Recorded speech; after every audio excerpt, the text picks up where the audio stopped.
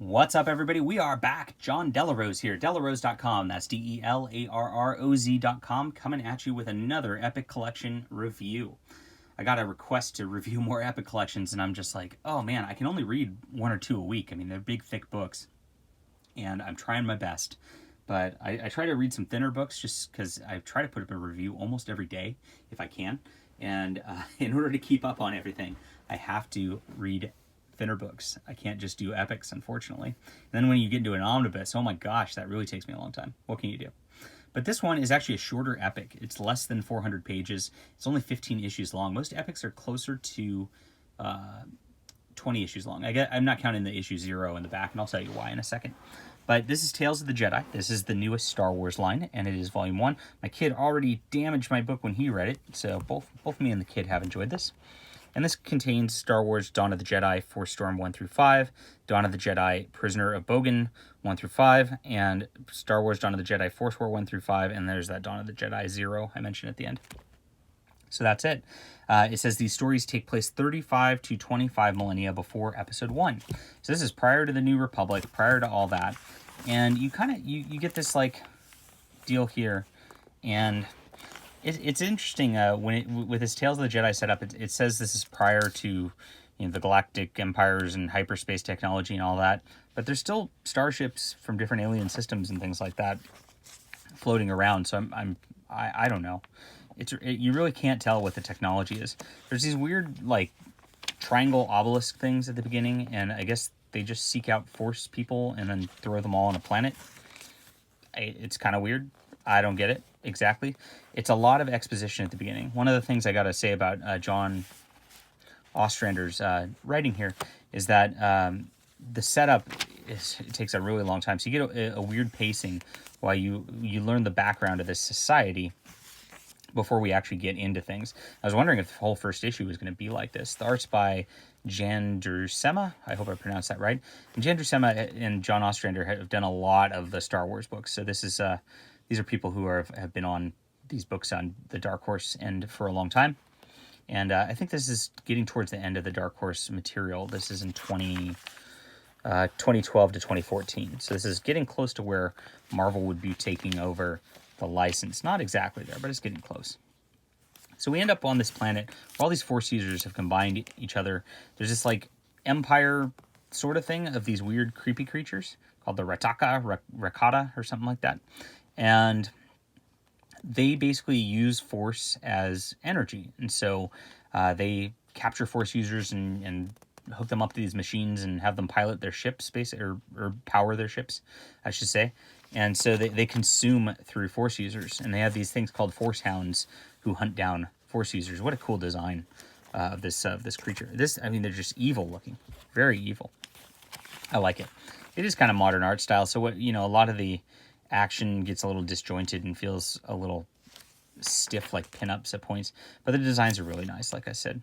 And so there's a couple Force Hounds in here. There's that one, and there's another, and they got vibes of the Empire, of course, a little bit. And then that Force area like has this weird infinity gate at the bottom of a chasm or something like that, that it really is a pathway to other worlds. I guess this is where these triangle things came from and holocrons came from eventually. It feels like we're like in the middle of something that like this isn't truly the dawn of. It feels like there's a dawn of prior to this that's even more dawn of, and I don't know. Maybe that's kind of what they're trying to get at. Is there's thematically that everything goes kind of through these cycles. So we get these characters who are Jedi, and they're not really Jedi. They're like Jedi or something. I forget how they spell it, but they use the dark side of the Force and the light side of the Force. They're all about like balance and all that.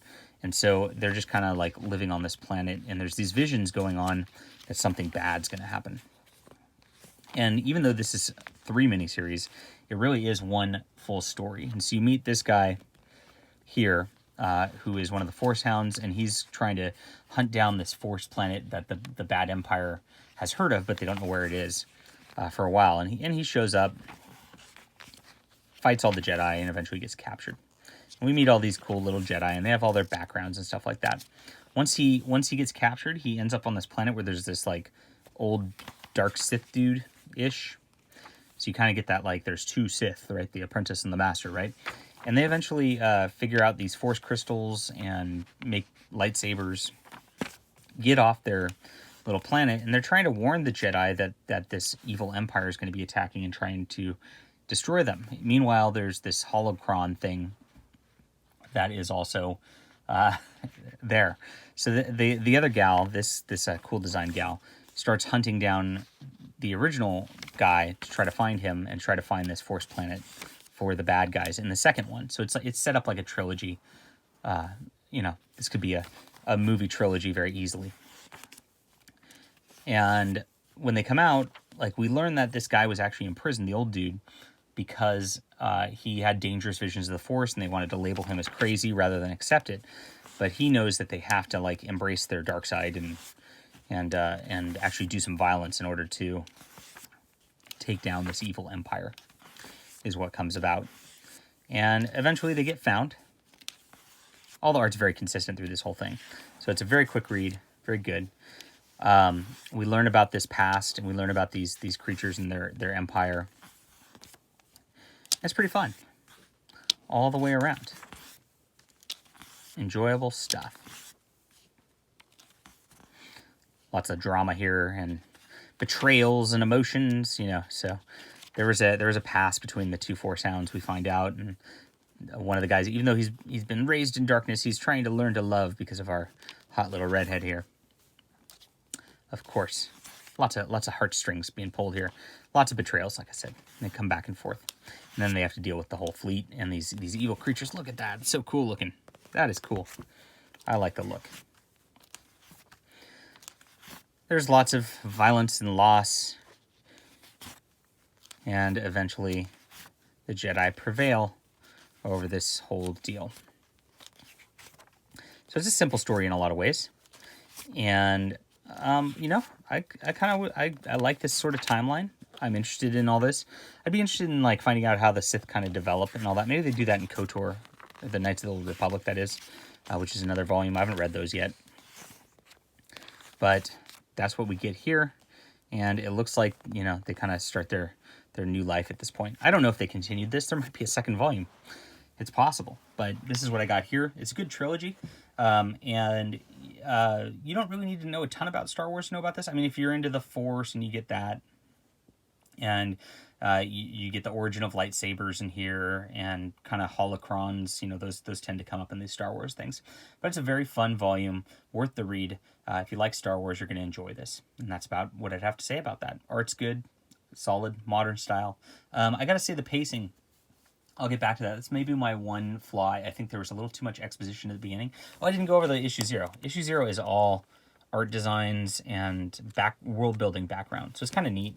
I actually read it first. I do this sometimes because I saw the issue 0, so I turned to the back and I read it first, and then I actually read the comic. I think that's a good way to do things, because then you really learn a lot of the detail of what's going on for certain things. So when it comes up in the comic, you're like, oh, I know what that is. But the pacing was a little slow at the beginning of it, and it gets a little jolty through this, is what I gotta say. That's the only real complaint about it, is there's parts where it goes really fast, and there's parts where it really seems like exposition. And it would have been nice to have smoothed that out a little bit. But beyond that, like I said, pretty decent story. So I'll call this an 8 out of 10. Fun stuff, and I hope you enjoy. Hit that like and subscribe button. Let me know if you've read this, and if you're reading the Star Wars lines of Epic collections. Talk to you guys soon.